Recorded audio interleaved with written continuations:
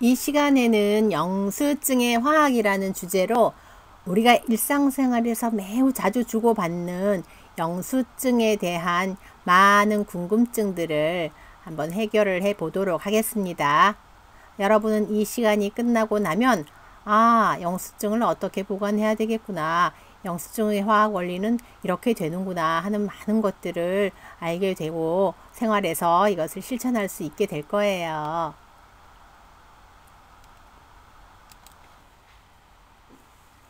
그럼 영수증 인쇄 방식에는 어떤 것들이 있는지 한번 알아보도록 할게요. 먼저 우리가 오늘 공부하게 될 가멸지 영수증이 맨 왼쪽이에요. 열을 감지한다 그래서 가멸이고요. 열을 감지하여 변색하는 영수증이 가멸지 영수증입니다. 사진 보시는 것처럼 우리가 요즘 가장 많이 주고받는 영수증이 이 가멸지 영수증이 되겠습니다. 열을 가할 때 글씨가 나타나는 거죠. 그러면 열이 아닌 압력을 감지하여 변색이 되는 중간 영수증은 뭐라고 부르면 좋을까?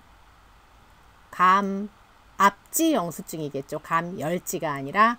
요즘은 감열지 영수증이 일반화되어서 이 감압지 영수증이 보기 드물어졌어요. 그런데 간혹은 보는 경우가 있죠. 이것의 특징은 좌우에, 이 종이 좌우에 구멍이 뽕뽕뽕뽕 이렇게 뚫려 있고 종이가 좀 얇은 것을 줘요. 이건 압력을 가해서 이렇게 글씨가 나타나는 거예요.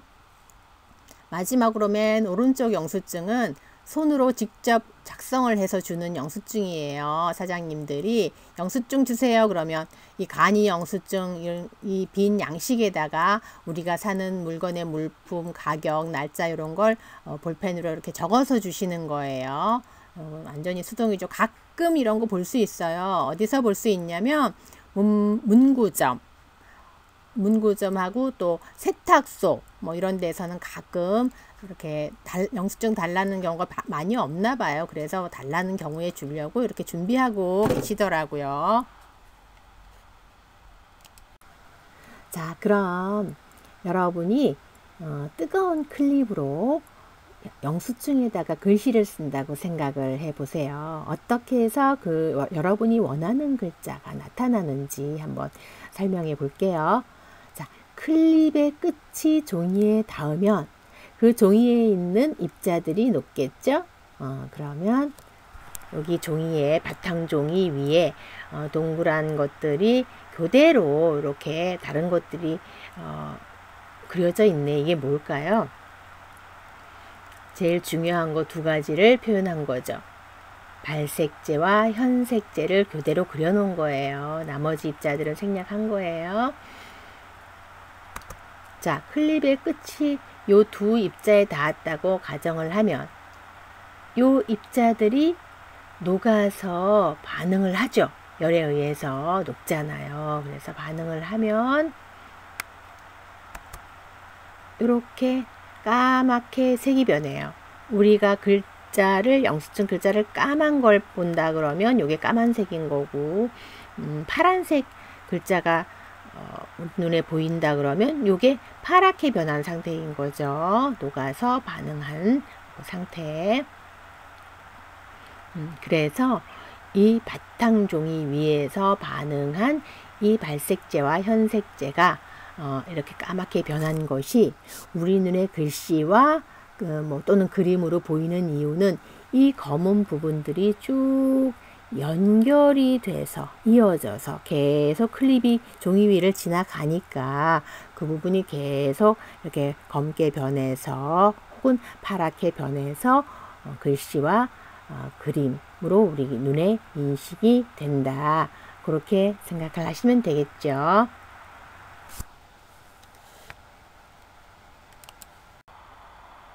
그럼 가멸지의 구조하고 원리를 알아보도록 할게요. 우리가 영수증을 이렇게 보면은 굉장히 얇아 보이지만 사실은 이렇게 확대를 해서 설명을 하게 되면 이 그림과 같이 설명할 수 있고요. 이게 이중 구조로 되어 있답니다. 먼저 여기 동글동글한 거 빗금친 게 있고 그냥 하얀 게 있고 밑에 네모난 게 있죠. 그래서 위에 거부터 설명드리면 오른쪽에 발색제는 무색염료다 이렇게 돼 있잖아요. 발색제와 현색제와 요 이제 일단 이제 그림은 요 두 가지고 기타 또 증감제하고 접착제가 요 종이 위에 요 동그랗게 표현된 거 외에 표현되지 않은 것이 증감제하고 접착제예요. 이렇게 발색층에 이런 알갱이 형태로 돼 있는 거예요. 아직은 서로가 만나서 반응을 하면 안 되기 때문에 캡슐에 이렇게 아주 작게 쌓여 있는 거예요. 그리고 밑에는 바탕 종이가 있는 거예요. 바탕 종이가 있어서 위쪽에서 글씨가 나타나고 발색이 되고 아래쪽은 아무리 열을 가해도 그냥 그대로예요. 여러분이 실험하실 때 요거 확인해 보세요. 발색이 열을 가했을 때 발색된 부분 위쪽에 발색이 됐어도 아래쪽에는 그대로 있는 걸 확인하실 수 있습니다. 발색층에는 발색제, 현색제, 증감제, 접착제 이렇게 있다고 했는데 이 발색제가 제일 중요하죠. 여기서. 왜냐하면 이게 염료이기 때문이에요. 그런데 무색 염료라고 돼 있잖아요. 지금은 무색이에요. 지금은 무색의 구조로 이렇게 영수증에 다 발라져 있어요. 발색제가 나중에 색이 나타날 건데 누구 덕분에 나타나냐면 현색제 덕분에 나타날 거예요. 아까 현색제는 우리가 너무 무섭다고 생각했던 비스페놀 A가 요 현색제에 해당돼요. 그리고 기타 증감제, 접착제는 이 발색제와 현색제가 반응해서 무색이던 발색제가 색깔을 우리가 보는 글씨 색깔 그걸로 변하게 할 때 좀 쉽게 낮은 온도에서도 나타나게 하는 것이 증감제고 그 알갱이들이 이 세 가지 알갱이들이 종이 위에서 또로로 굴러 떨어지지 않고 잘 발라져 있도록 반응하기 전에는 그대로 있어야 되잖아요. 그게 접착제라. 이렇게 몇 가지 물질이 얇은 종이 위에 발라져 있는 그것이 열을 가하는 부분이 색깔을 나타낼 수 있는 그런 구조가 되어 있고요. 지금 얘기했던 발색 원리는 설명을 뒤에서 드릴게요. 그럼 가멸 영수증에 사용되는 발색제에 대해서 알아보도록 할게요. 가멸 영수증의 발색제로는 류코 염료라는 것을 사용해요. 류코의 뜻은 우리가 그것을 어원이라고 하는데 어디서 온 말이냐? 이것은 무색이라는 뜻에서 온 말이래요. 류코 염료. 이 류코 염료는 어떤 특징을 가지느냐면 분자가 두 가지 구조를 가져서 한 가지 구조는 색깔이 있는 유색이고 한 가지 구조는 색깔이 없는 무색이래요. 여기서 잠깐 여러분이 혹시 분자라는 말이 약간 생소할 수 있을 텐데 분자라는 거는 류코 염료라는 물질도 그렇고 물질들을 이렇게 쪼개면 그 물질의 성질을 가지지 않는 입자로 나눠질 수 있잖아요. 그 직전까지. 그러니까 그 물질의 특성을 가진 가장 작은 알갱이가 분자다. 더 이상 쪼개면 분자가 될 수 없다. 이렇게 생각을 하시면 되겠습니다. 이 류코 염료에는 ODB와 CVL이 있어요. ODB는 원다이 블랙의 약자고 CVL은 크리스탈 바이올릿 락톤의 약자예요. 구조는 이렇게 생겼어요. 되게 복잡하죠. 사실 이게 화학에서는 이 정도면은 굉장히 거대한 분자라고 볼 수 있어요. 우리가 알고 있는 물 분자, 이산화탄소 분자, 산소 분자 이런 것들 굉장히 이거에 비하면 적은 거거든요. 작은 거거든요. 그래서 여러분이 깜짝 놀랐을 수도 있는데 뭐 그럴 필요 없이 뒤에서도 그렇고 내가 여러분 이해 잘 되라고 좀 연구를 많이 했어요. 설명이 뒤에서 계속 이어집니다. 간단하게 여기서는 요 부분이 뭐처럼 생겼나? 대부분은 왕관처럼 생겼다고 생각을 하던데 여기도 똑같은 게 있죠. 그 영수증에 많이 쓰이는 대표적인 류코 염료는 이렇게 오각형 왕관처럼 생긴 락톤고리. 이 락톤고리들은 이게 오각형일 수도 있고 뭐 오각형이 아닐 수도 있어요. 그런데 영수증에 사용되는 거는 이렇게 ODB와 CVL이라는 오각형의 왕관 모양의 락톤고리를 가지고 있어요. 공통적으로. 요게 여기는 잠깐 소개하는 것으로 여러분이 받아들이시고, 아, 요게 락톤고리가 가장 중요하구나. 요게 열면 색깔이 나타나고, 락톤고리가 다시 이렇게 왕관 모양으로 닫히면 색깔이 없어지고 굉장히 흥미로워요. 뒷부분에서 더 설명을 해 드릴게요.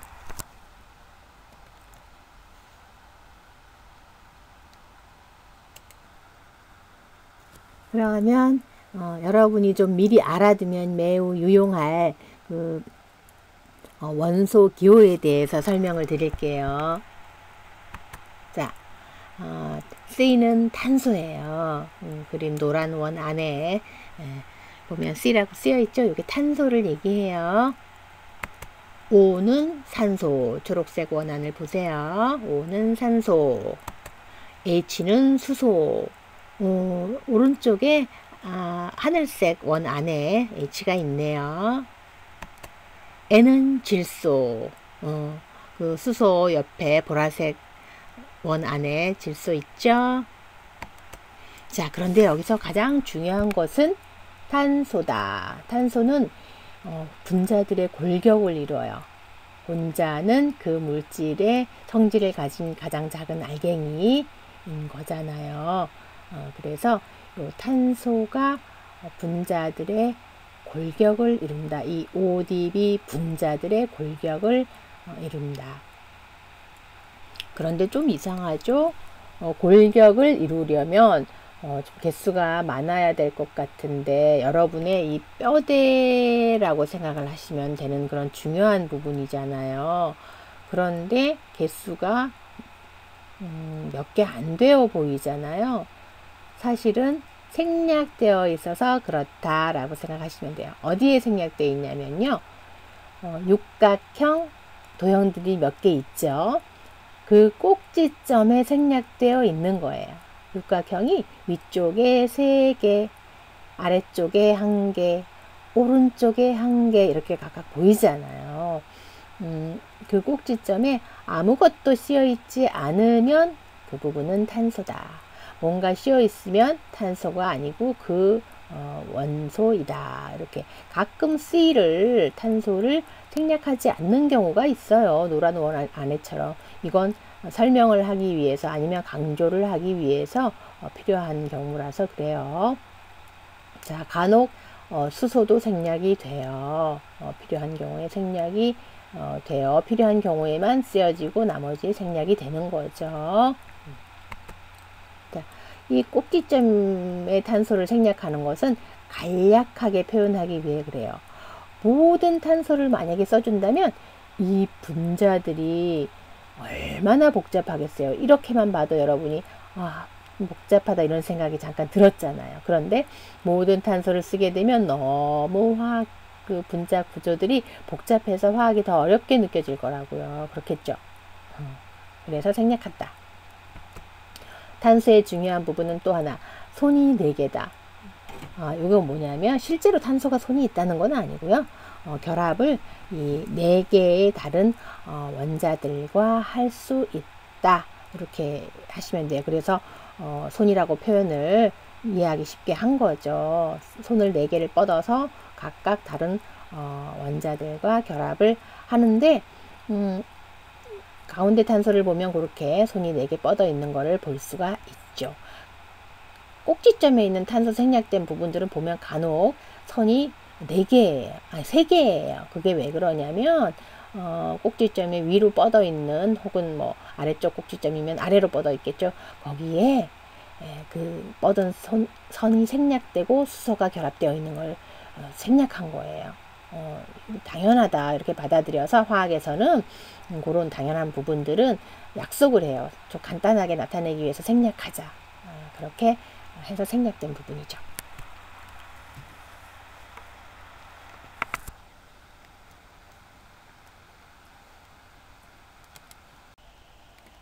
자, 예를 들어서 원다이블랙이 구조가 무색과 유색으로 이렇게 왔다 갔다 할 수 있는데, 자, 왼쪽 구조 원다이블랙의 닫힌 구조, 뭐가 닫혀 있는 거죠?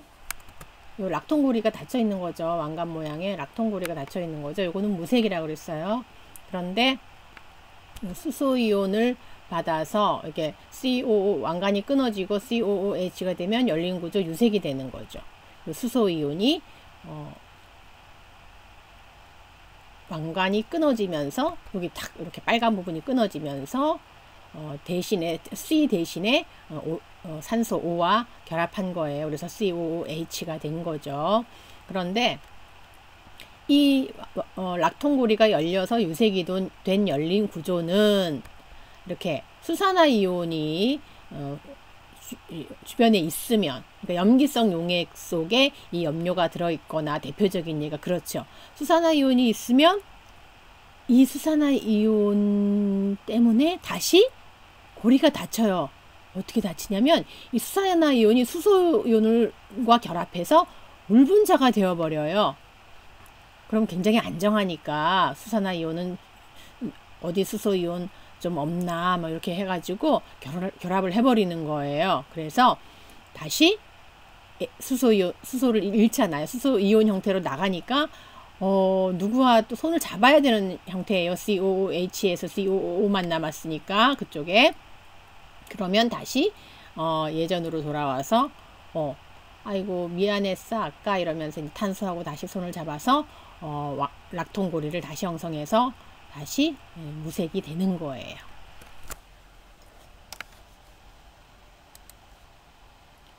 그럼 류코 염료의 대표적인 예인 그 ODB가 무색의 닫힌 구조에서 유색의 열린 구조로 되는 이 과정을 색을 갖고 싶었던 ODB 왕이라는 스토리로 한번 얘기를 해보려고 해요. 여러분이 잘 이해하도록 좀 흥미롭게 하기 위해서 연구한 거지. 자, 무색의 류코 나라 ODB 왕은 이렇게 멋진 왕관이 있음에도 불구하고 색을 너무너무 갖고 싶다는 생각이 들었어요. 사람의 욕심은, 아니 ODB 왕의 욕심은 끝이 없네요. 그래서 고민하던 중에 산성나라의 수소이온이 왔어요. 왕관의 꼭대기에 있는 그 멋진 산소하고 내가 손을 잡게 해주면 색깔을 갖게 되는데 어떻게 할래요? 하는 거예요. 그래서 생각해 보니까 약간 왕관에서 좀 약한 부분이 가장 쉽게 끊어질 것 같은 그 약한 부분이 왼쪽에 탄소하고의 잡은 손이에요. 그래서 그 손을 놓기 쉬워서 그쪽을 놓고 수소와 손을 잡았어요. 그랬더니 정말 색을 갖게 되는 건데 대신에 락톤 왕관은 잃어버렸죠. 락톤 왕관은 더 이상 모양이 없네요. COOH가 이렇게 됐어요. 그래서 수소는 자기가 원하던 거대한 몸을 갖고 싶었거든요. 그래서 그렇게 되고 ODB 왕은 왕관은 비록 이렇지만 색깔을 갖게 돼서 서로 각자 행복했어요. 그럼 ODB가 열린 구조로 돼서 색을 가지게 되었는데 다시 닫힌 구조로 돼서 무색이 되는 것을 다시 ODB 왕이 다시 왕관을 찾게 된 스토리로 얘기를 해보도록 할게요. 자, 요렇게 왕관을 잃었지만 그 색을 갖게 된 ODB 왕이 시간이 좀 흐르자 다시 왕관을 되찾고 싶은 생각이 들었어요. 슬슬. 항상 실증은 나는 거죠. 그런데 이때 염기성 나라의 수산화이온이 와서 나한테 수소이온을 좀 주면 그게 가능하다 이렇게 얘기를 했어요. 그래서 이 수산화이온에게 수소이온을 주고 물 분자가 되게 해준 다음에 본인은 이렇게 다시 미안한데 나랑 다시 손 잡아줄래? 하면서 할 수 없잖아요. 탄소한테 다시 산소가 했죠. 그랬더니 탄소는 또 마음이 좋아요. 그래서 받아줬어요. 그래서 다시 왕관을 이렇게 다 되찾고 대신에 색은 잃어버렸지만 워낙 또 왕이었던 시절이 그리웠기 때문에 이 상태로도 한동안 만족하고 지낸답니다. 그리고 OH 마이너스 수산화이온은 워낙 이것이 수소이온만 근처에 있으면 결합해서 물 분자가 딱 되어버리는 것이 굉장히 안정하거든요. 그래서 인간의 옆에서 물 분자로서 사는 것을 굉장히 좋아해요. OH 마이너스 수산화이온과 H 플러스 수소이온은 함께 근처에 있으면 이렇게 인간이 좋아하는 물이 되고 싶어 한답니다. 그래서 서로가 좋은 상황이 또 됐어요.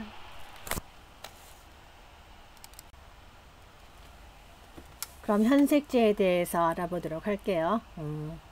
현색제라는 건 발색을 돕는 물질이다, 그렇게 정의한다 그랬죠. 자, 감열지용 현색제는 비스페놀 A잖아요. 그 무시무시한 비스페놀 A 항종 호르몬. 구조를 간단히 나타내 봤어요. 뭐 이렇게 똑같이 생긴 건 아니에요. 간략한 표현이죠. 가운데 네모난 박스는 굉장히 간략하게 표현한 부분이고, 좌우의 OH 여기가 중요한 부분이고, 더 중요한 곳을 동그라미, 갈색 동그라미로 해놨죠. 이 수소가 발색을 돕죠. 류코염료에 가잖아요. 이게 산성 조건이 되는 거예요. 얘가 비스페놀 A가 수소이온을 내니까 이게 산성 조건이에요. 앞에서 얘기했던. 실제 구조는 이래요. 실제 구조는 이렇게 여러분이 정말 궁금하니까 이렇게 다시 제시해보고, 요 H에 대해서 설명을 할게요. 요 H가 나랑 손 잡을래? 락톤고리에 있는 그 산소하고 나를 손잡게 해줄래? 이렇게 얘기하잖아요. 그러면 탄소하고 탁 산소가 손을 놓고, 탄소 대신에 산소는 수소이온의 손을 잡죠. 이온 형태로 빠져나와요. 얘는 탁 수소이온이 돼서 나오거든요. 이 집에서. 그러면 발색제, 류코염료죠. 그거의 산소와 결합하잖아요. 결합을 탁 해요. 그러면 열려라 락톤골이 탁 되죠. 그러면 나와라 색깔 이렇게 되는 거예요. 근데 이때 가열을 해줘야 종이 위에 이렇게 발라져 있는 이 비스페놀 A 입자하고 류코염료 입자하고 녹아서 캡슐 안에 이렇게 처음엔 쌓여 있다 그랬어요. 이게 녹아서 반응을 해서 색을 나타낼 수 있는 거죠. 가열을 해야 된다는 게 중요했어요. 그럼 발색제와 현색제에 대한 설명이 다 되었기 때문에 기타 첨가제도 좀 알아보도록 할게요. 기타 첨가제 첫 번째 증감제가 있다고 했지요. 요거는 발색제와 현색제가 녹을 수 있는 온도, 즉 발색 온도를 낮춰준다고 했어요. 녹아야 반응을 하기 때문에. 그래서 요게 발색제나 현색제보다 자기 자신이 먼저 녹아서 액체가 되니까 용매 역할을 할 수가 있잖아요. 그러면 아무래도 열을 가해서 녹이는 것보다 낮은 온도에서 녹을 수가 있어요. 그래서 발색제와 현색제 입자들이 이 용매 속에서 서로 만나서 반응을 할 수 있도록 촉진하는 역할을 하고 있어요. 예를 들어서 ODB의 녹는 점이 180도면 상당히 높죠. 물에 끓는 점이 100도니까 그거보다 훨씬 높잖아요. 그러니까 끓는 물로 어렵다는 얘기, 끓는 물의 온도 갖고는 어렵다는 얘기죠. 온도만 생각하세요. 100도라는 온도에서도 어렵다. 비스페놀 A는 155도. 이렇게 되면 상당히 둘 다 높아요. 그래서 이걸 녹여서 하기가 굉장히 힘들어요. 굉장히 전력 공급이 많이 가해져야 되니까 전기세가 굉장히 많이 나온다든지 힘들겠죠. 그래서 더 낮은 온도에서 발색시키게 되면 여러모로 효율적일 거예요. 여러분도 실험하기도 쉽고, 그렇죠? 그렇게 되죠. 그래서 기타 증감제가 사용된다. 그 다음 접착제는 가멸지용 접착제로는 PVA라고 하는 그 폴리비닐 알코올, 우리 물풀의 주성분 있죠. 그게 사용될 수 있다는 거예요. 이게 그래서 반짝거리는 것을 볼 수 있어요. 물풀 이렇게 발라놓고 건조되면 반짝거리잖아요. 요것도 있고, 또 전분 종류들도 전분풀 이렇게 우리가 얘기하는 굉장히 잘 알려진 풀이죠. 그래서 전분풀도 사용이 되고, 카제인 요거는 우유 속에서 우유의 단백질을 식초로 응고시키든지 아니면 상해도 요게 카제인들이 이렇게 응고가 돼가지고 응어리가 져서 그게 접착력을 가지거든요. 그래서 카제인이 사용될 수도 있고, 그래서 이런 것들이 다 영수증에 발라져 있다. 이렇게 생각을 하시면 되겠습니다.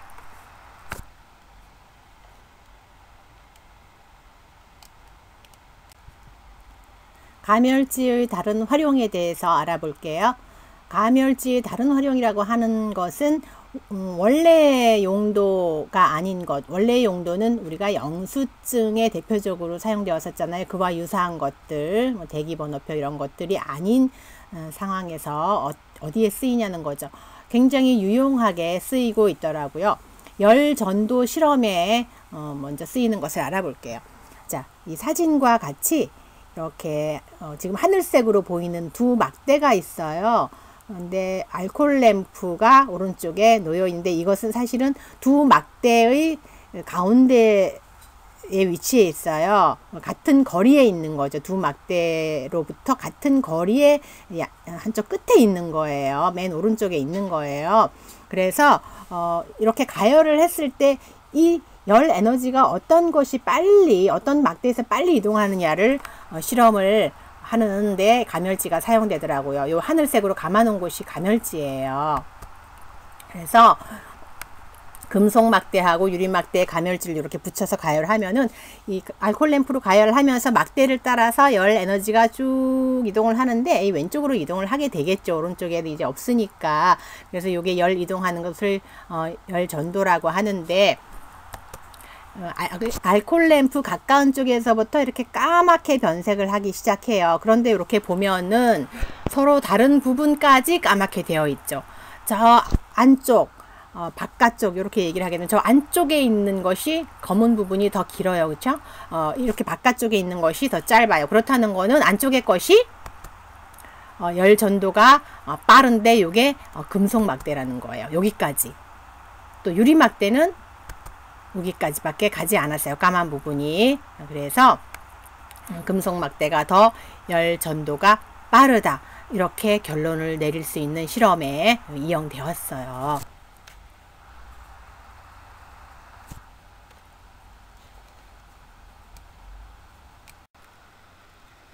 자, 가멸지가 어떤 다른 용도로 사용되는지 또 하나 아주 재미있는 용도예요. 에그 타이머. 달걀과 관련된 타이머다. 이렇게 생각하시면 되겠죠. 예쁜 그림이 오른쪽에 있네요. 사진이죠. 사진을 보시면 요게 에그 타이머라는 거예요. 달걀 삶을 때 굉장히 유용한 타이머가 된다는 거예요. 어떻게 되는지 한번 재료부터 살펴보죠. 자, 먼저 재료는 투명 폴리에스텔 수지예요. 이렇게 투명한데 지금 빨갛게 보이잖아요. 이거는 투명한 케이스 안에 빨간 가멸지가 들어있는 거예요. 가멸지를 예쁘게 하려고 이렇게 빨갛게 해서 넣어 놓은 거죠. 모양은 달걀 반토막, 달걀 반으로 자른 것 같은 모양으로 생겼잖아요. 이렇게 생긴 거고, 이 표면을 가만히 보시면 뭐라고 쓰여 있냐면 요 가운데부터 맨 위에부터 하드, 미디엄, 소프트, 그렇죠? 가장자리부터 보면 소프트, 미디엄, 하드 이렇게 써 있네요.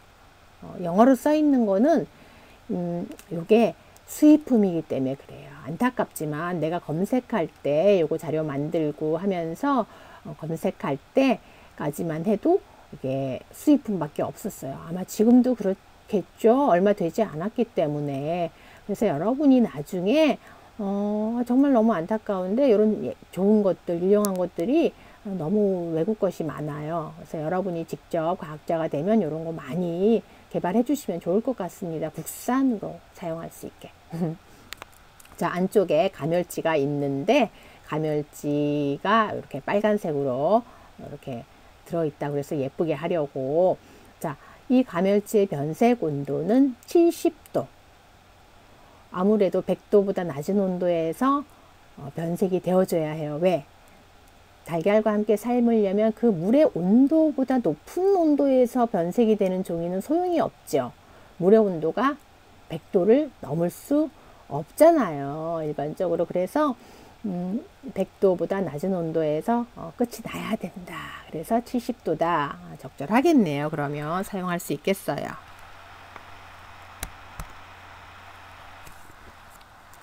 자, 요 에그 타이머를 달걀 삶을 때 냄비에 같이 넣는다는 거죠.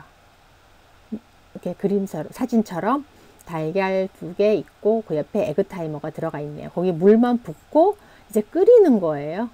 달걀 삶을 때랑 똑같이 하면 돼요.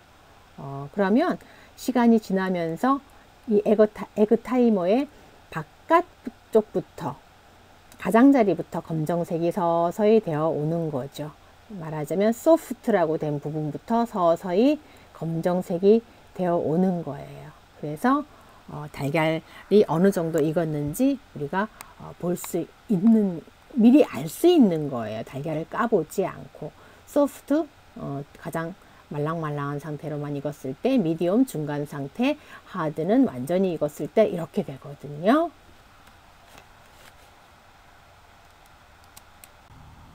자, 실제로 에그 타이머를 사용한 예를 사진으로 보겠습니다. 요게 테두리가 까맣게 된 상태인 거 보이죠? 그러니까 어디까지냐면 소프트라고 된 데까지 까맣게 올라온 거예요. 변한 거예요. 오른쪽에 사진 보면 달걀이 좀 말랑말랑해 보이잖아요. 그게 걸쭉한 요구르트 상태까지 삶아진 거래요. 그런데 요게 이제 가열하고 평균 10분 정도 지난 상태면은 이렇게 된다는 거죠. 평균적으로 그렇다는 거죠. 뭐 아까 그 소프트 상태를 좋아하는 사람은 많은지 잘 모르겠네. 개인적으로 별로 안 좋아하는데 뭐 요리의 세계 같은 데에서 많이 사용될 수도 있겠죠. 그 다음에 이제 일반적으로 많이들 좋아하는 상태가 반숙 상태, 영양도 좋다고 하고 하니까 이런 거 많이 먹잖아요. 요게 여기 왼쪽에서 보면은 이제는 미디엄까지 까맣게 올라온 거예요. 까맣게 변색이 된 거죠. 아까보다 많이 까매요. 테두리가 굵게. 요거는 평균적으로 14분 후면은 그렇다고 하는데 대략 그런 거죠. 달걀이 미디엄 상태면 우리가 뭐 일반적으로 이렇게 먹기는 하죠. 그런데 쫄면이나 냉면에 먹기에는 좀 느끼한 상태인 거예요. 반숙은. 그래서 반숙을 먹는 상황이 많긴 하지만 아무래도 이렇게 완전히 익혀서 먹을 상황도 많죠. 완숙 상태에서 이렇게 되는 건데 이게 하드까지 까맣게 됐다 그러면 온통 전체가 까맣게 변해버리는 거예요. 그러면 그 오른쪽의 사진처럼 달걀이 이렇게 딱 한눈에 봐도 단단하게 완전히 익은 걸 볼 수 있잖아요. 비로소 요거는 쫄면, 냉면 뭐 이런 것에 넣어서 먹기가 느끼하지 않고 적절한 상태가 된다고 볼 수 있죠. 그래서 달걀을 까보지 않고 에그 타이머를 봐라. 이런 생각인 거죠. 타이머가 얼마나 가멸지를 잘 활용하고 있는지 느끼죠. 그러면 요 가멸지가 변색되는 온도는 아까 70도라 그랬는데 요게 이 에그 타이머의 내열 온도, 그러니까 가열을 해도 이 타이머가 에그 타이머 이 형체가 변하지 않나, 손상되지 않나 이런 걱정할 수 있잖아요. 괜찮을까? 물이 막 끓고 있는데 괜찮을까? 근데 요거는 120도까지 괜찮대요. 끓여도 아무 이상이 없대요. 이 폴리에스테르 수지가. 그래서 요게 이제 사용하고 나서 가만히 내버려두면 이게 너무 까매졌잖아요. 그러면 이거 버리고 또 새로 사야 되나? 이런 생각할 수도 있겠지. 그게 아니라 가만히 실온에 내버려 두면 원래의 색으로 되돌아온다. 그렇다는 건 뭐예요? 계속 재사용 가능하다. 그러니까 하나 사 놓으면 계속 쓰는 거예요. 이상이 없이 계속 쓰는 거예요. 굉장히 유용하다고 볼 수 있겠습니다. 그래서 달걀 까는 것이 많이 불편한 사람들, 까서 확인하고 나머지를 불을 끄고 갖고 와서 해야 되나, 뭐 이 과정이 번거로운 사람들은 이런 거 활용하시면 좋을 것 같아요.